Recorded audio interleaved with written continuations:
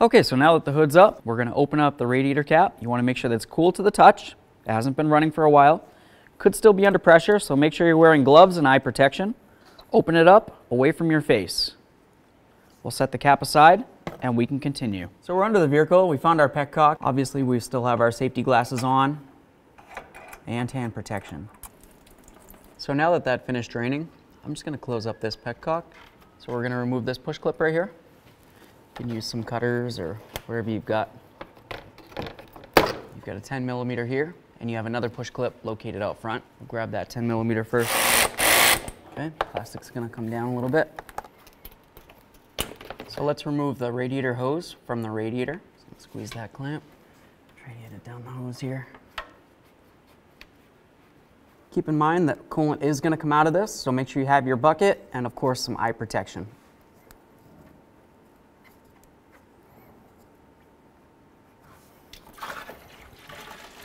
So now let's remove the hose from the water pump.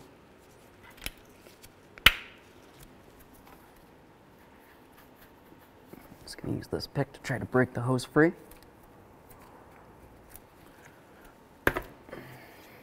There we go. Let's get our hose on here.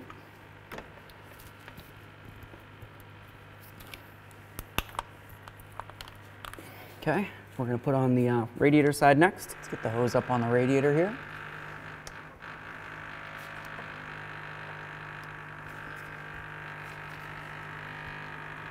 Make sure it's bottomed out all the way up against the radiator.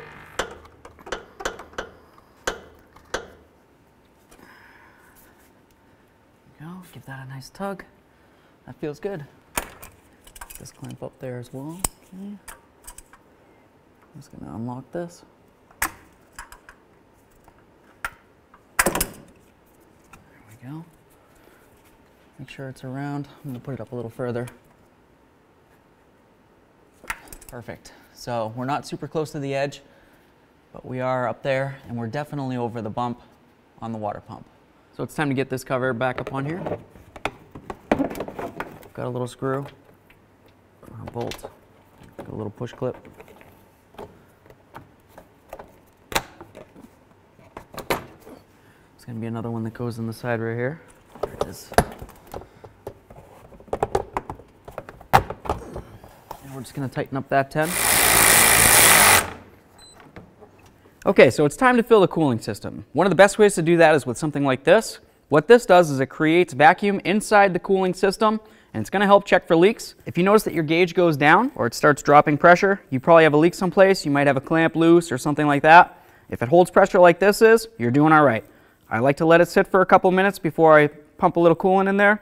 So we'll just give this a second and then we'll start filling. So the negative pressure, sucking the coolant from inside our bucket into the system. We want to make sure we don't run out of coolant in the bucket, of course, and suck up any air. Okay. All right, so now that we filled it using vacuum, we're just going to use this funnel, and we're going to let this be a little burping device, and it's going to help get all the air out of there.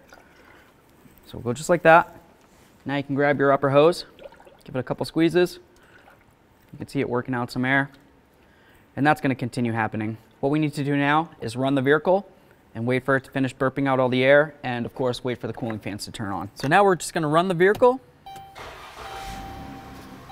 We're going to watch our temp gauge and make sure it doesn't go spiking all the way up into the hot range. We just want it to kind of sit towards the middle there. We're going to wait for those coolant fans to turn on, and we're going to wait for no more bubbles to be coming out of the funnel. Just make sure your heat's all the way on high, temperature wise, and of course the blower motor is helpful. So once you see that you have no more air bubbles coming out of your funnel, we're just going to plug it up. Grab a little funnel out of there, bring it right over here. And if you look on the side of this container, you can see where the maximum line is. We want it to be just below that. So I'm just going to put in this coolant because why waste it? Then I'm going to grab some more and I'm going to put it right up at that line. We'll close it up. Now we're going to remove this over here. Radiator cap.